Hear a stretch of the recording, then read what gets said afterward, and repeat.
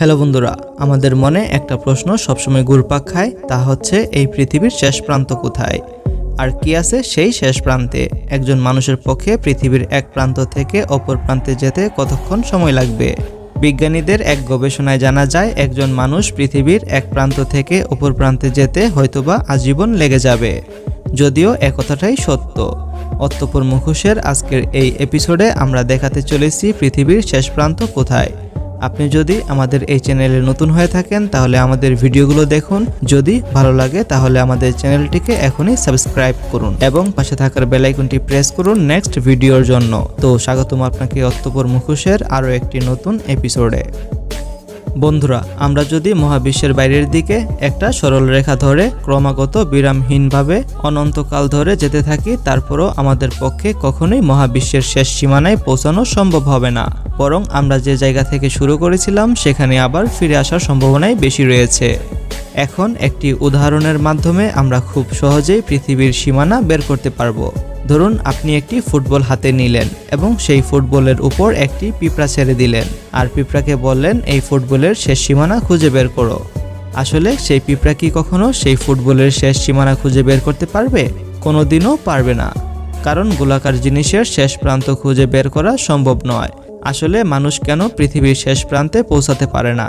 কারণ হলো আইনস্টাইনের আপেক্ষিকতার সূত্রের সাথে যদি আমরা সামঞ্জস্য করি তাহলে স্পেসটা অদ্ভুতভাবে বাঁকানো বা মোচড়ানো, যেটা আমাদের পক্ষে ঠিকভাবে কল্পনা করাই সম্ভব হয় না। তবে সহজ করে বলা যায় মহাবিশ্বটা বিশাল এবং নিরন্তর প্রসারিত হচ্ছে, মূলত এমন কোনো বুদবুদের ভিতরে ভেসে বেড়াচ্ছে না। আমরা যখন বলি যে স্পেস প্রসারিত হচ্ছে, আসলে সেটা ভুল।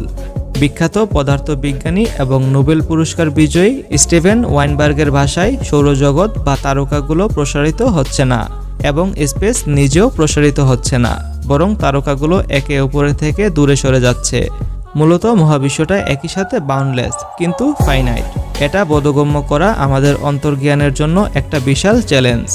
জীববিজ্ঞানী JVS হ্যান্ডেল মজা করে বলেছিলেন, মহাবিশ্বটা আসলে আমরা যতটা ভাবি তার থেকেও বেশি অস্বাভাবিক। যা যতখানি আমাদের ইমাজিন করার ক্ষমতা আছে তার থেকেও অনেক বেশি অস্বাভাবিক। স্পেসের বক্রতার ব্যাপারটা ব্যাখ্যা করে দেখার জন্য একটা উদাহরণ ব্যবহার করা যেতে পারে।